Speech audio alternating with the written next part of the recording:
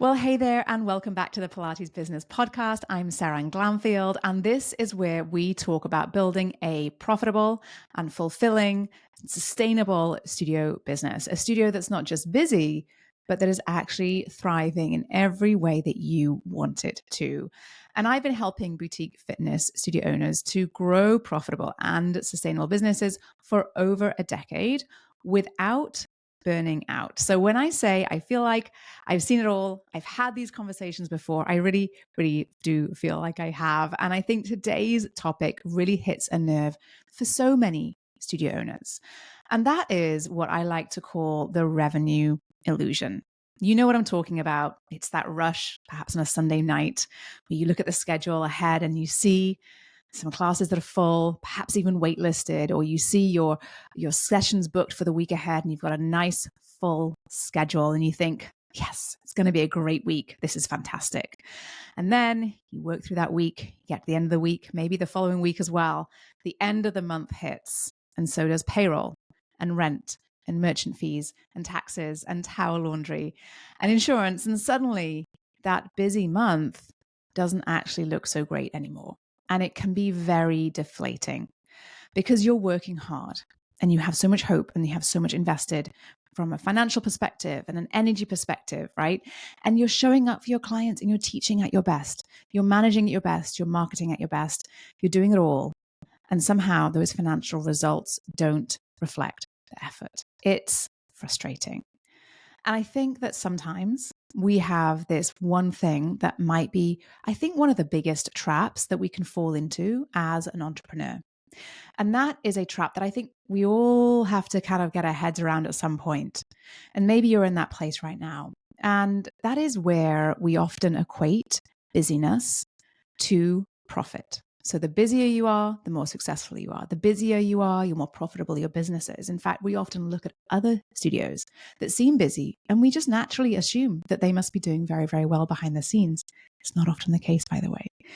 So this idea, this busy equals successful mindset, I think is one of the biggest traps in our industry. And I think that when we look at what most studio owners experience, you're in a position where you really want to grow. So you push for more. You push for more classes. You push for more clients, for more sessions. And you fill every slot that you can. And at first, it truly feels amazing, right? And you're excited because there's momentum and this is all great. It really, really, really is. But we also have to keep our eye on a few other things as well, because the problem is that not all growth is profitable growth. Okay. Because as you're adding more into your business, more classes, you are also often increasing your costs. And if you're doing that without also adding revenue and that your margins are not really established and set, then things might start to look a little bit shaky. So maybe that best-selling intro offer might bring in some fantastic new faces. But once you have kind of followed that down the track and you see that perhaps it's not actually converting people, it might actually be a money loser for your business. And so it's really, really important that we are aware of what our cost is and what is generating revenue in our business. And I think that this is one of those busyness traps. So we just assume that as soon as we're busy, we're going to be profitable, or as soon as we're busy, we're going to be making progress. We're going to be growing. And it's kind of dangerous because if you find yourself thinking that way, what happens is it can actually mask the real issues that might be happening beneath the surface. So you get so caught up with keeping things full that you actually stop measuring what actually matters. And so often what I see in when I speak to studio owners who are falling into this trap, and we kind of quickly catch them, is that we are adding we have a lot of we add classes to the schedule. We're adding more classes to the schedule at a rate that is outpacing the revenue those classes are generating.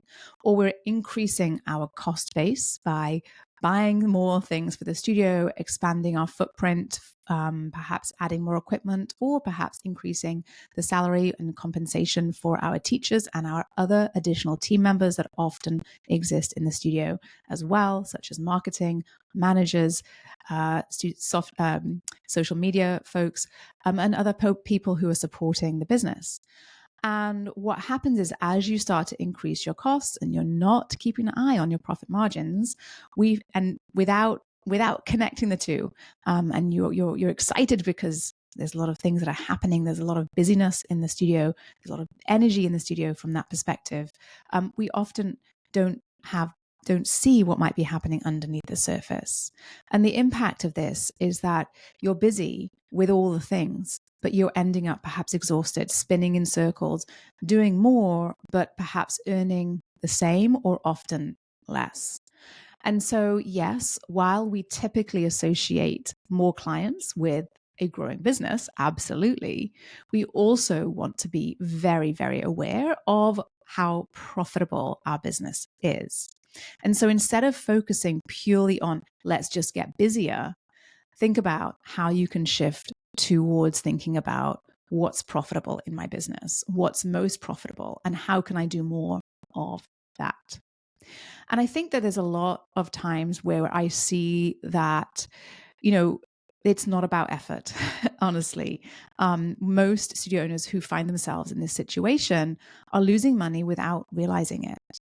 And when we do run the numbers and we run those projections, and I do a deep dive into those key numbers that aren't just the revenue top line numbers, but that look underneath the hood of the business, as it were, we often find that the pricing model doesn't support the cost base of the business, right? And that we often find that many classes might actually be costing you money. And there's a lot of different reasons for this. It might be the way that your pricing model is structured. It might be because there is a promotion or a discount that has been offered a long time ago that is still impacting your profit margins today. There's a lot of different reasons why this can be the case. And when we start to dive into the data, which is always the key to all of this, we find that, gosh, it is often it can be either a very easy and quick fix, or it's a painful and brutal fix. And so what I always encourage you to do, always, is to make sure that you are aware of how your numbers are impacting your profit margins. So how your cost base looks relative to your revenue growth, and that you're aware of all the different variables that drive that profit margin, right? And so we often look at perhaps say that promotion, right? That maybe it's Black Friday, maybe it's a New Year promotion, maybe it's a promotion for any seasons that we have, the many seasons that we have, or maybe it's just simply your introductory offer. If we discount that extremely heavily without a strong conversion plan, where perhaps you're having a discount that is so appealing that you're getting a lot of people in the door, but you don't have a plan to move them into a package or a long-term membership, and so many people then don't return, you might find that you ultimately are spending money to fill those classes because those new folks who come aren't actually generating long-term value for your business. Now, that's not to say that you shouldn't have an introductory offer at all. Please don't misunderstand me. But we do want to make sure that we're being very mindful about how we are covering that cost of having that introductory offer. And so sometimes we structure that introductory offer in that way on purpose, and sometimes we are a little bit more careful with that price point, right? And then we want to look at that time slot efficiency. Maybe the 6 a.m. and the 6 p.m. classes are super popular and super profitable, but maybe there's a 2 p.m. class or a 3 p.m. class that you're running just to add a class to the schedule that perhaps might not be supporting your business at all. And so busy doesn't mean efficient, right? Profit actually comes from being very intentional, very strategic, and understanding where your studio actually produces returns. And once you start looking at your business through a more of a profit-focused lens, not just an attendance-focused lens, you'll see perhaps where there might be opportunities for more profit in your business, which is always very exciting. And I'm always encouraging you to look for those opportunities. They are there. They do exist. But it might be fine. It might be a bit of a challenge to find them for sure. So it's not about just being busy. All right. It's about, and busyness doesn't bring more profit necessarily, and busyness doesn't necessarily bring more efficiency either. So the more intentional you can be about understanding the levers you can pull in your business, the different parts of your business that are efficient, that are profitable, the better your business will be. So let's say you're in a spot right now where you feel a bit like you're in this place of being busy, and that's absolutely fine. Busyness is not a bad thing. It's how can we take that busyness, step out of that busyness cycle, and then thinking about how you can shift that into being perhaps more profit focused. Okay. And I think that a lot of it often comes down to, yes, we look at the numbers, but the other part of that I think is often completely ignored is the way that we think about success and what we see success as for ourselves in our business. And oftentimes we are subconsciously defining success by being busy. And I've had the conversations with studio owners many, many, many times. And I share it with you in case this sort of rings true for you too. I've had the conversations where I've said, okay, well, what does your business look like if you were to grow from here? Maybe double the size of a business. What would that look like for you? Or how would you feel about that? And sometimes the response is not what I would expect. Sometimes the response is like, oh, I don't know about that. Oh, that sounds like it would be very stressful. Oh, that sounds like I wouldn't have time to be with my family. Or I'm not sure I can do that. I'm already stretched right now. And there is often this idea that growth and success comes with busyness, exhaustion, and overwhelm. And I want to show you right now, I want to share with you that it is not the case. It does not have to be the case. Yes, it can be that way if you design it to be that way, where perhaps you are the one who is doing all the things, but it's very possible to build a very strong, profitable, sustainable studio business where you are extremely successful and where it is not exhausting, tiring, overwhelming, chaotic, and means that you are always, always, always, always busy. Right. And so often it comes down to redefining what success looks like for you. And so instead of saying, okay, well, I want to grow my revenue by X, you might say, I want to have 5 high value clients that are filled with the positive energy and who love coming to classes and have great vibes when they walk in, and they become sort of that community in my studio. Okay. And maybe that's what will feel really good for you when it comes to what success looks like for you. Or maybe you want to say, I want to grow my revenue, and I want to have this person who is on my team to help me with that person on my team to help me with that.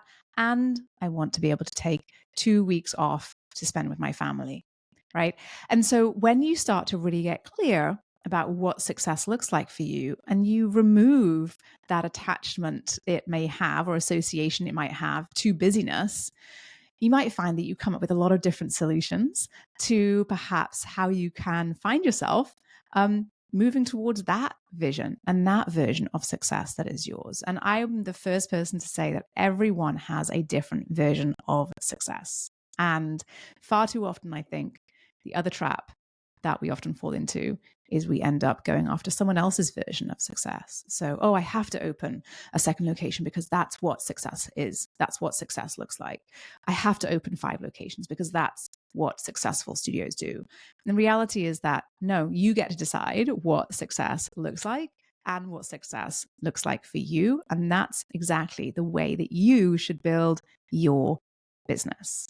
So instead of saying, I want my schedule full, perhaps I want every class to be profitable.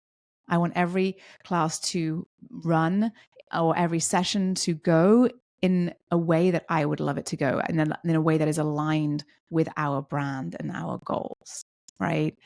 And so when we stop chasing this perhaps this volume and busyness as perhaps the indicator for success, and start perhaps optimizing for that type of business that is fulfilling for you, that is valuable for you, you'll find your business becomes lighter as well. It becomes perhaps easier for you to operate, but also it will always be far more sustainable to you as well. Right.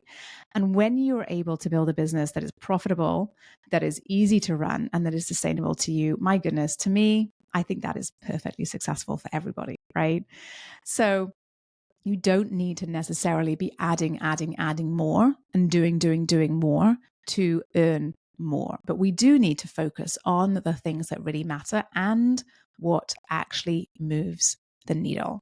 For years we've been conditioned, I think, to equate busyness with worth, right? Full classes, like I said, packed schedules. It often feels like proof that we're succeeding. But I think that real leaders, especially in this industry where we have a tremendous amount of opportunity to step into our own light, if you're willing to look under the hood, if you're willing to look at the numbers, and if you're willing to make choices that are strategic and that are aligned with what you want, then this is where you start to step out of that sort of technician copycat mode and into a real role of CEO and leadership. So you stop measuring success by how much you're doing and start measuring it by how well this amazing business that you've built to run in a way that is sustainable and strong and profitable, how well it performs. And that is incredible. So, recap for you guys. Being busy is not the same as being profitable. In fact, I think that busyness often hides a lot of inefficiencies, unprofitable classes, unsustainable pricing, poor conversion rates. And when you shift your focus from just filling the schedule at any cost to actually optimizing profitability, you will build a business that works for you, not against you. And the best part is, it's not necessarily about playing small or cutting back. It's about creating a business that is strategic and aligned with the income and the lifestyle that you truly want. So if today's episode really hit home for you and you want to go a little bit deeper, you want to build a studio that's not just full, but is financially thriving, I would love to help you do that inside of Thrive, my business coaching program for boutique fitness studio owners. Inside, we work together to help you uncover exactly where your studio might be leaking profit, help to simplify those systems, and create a growth plan that lets you earn more, perhaps even while working a little bit less. So you can learn more at spring3.com/thrive. The link is in the show notes, because remember, you guys, the goal isn't just to be the busiest studio in town. It's also to be the most profitable and sustainable one. So I hope you enjoyed this episode where we touch on everything from revenue to profit to mindset. It's what I love to talk about most, because so many of these elements are intertwined, right?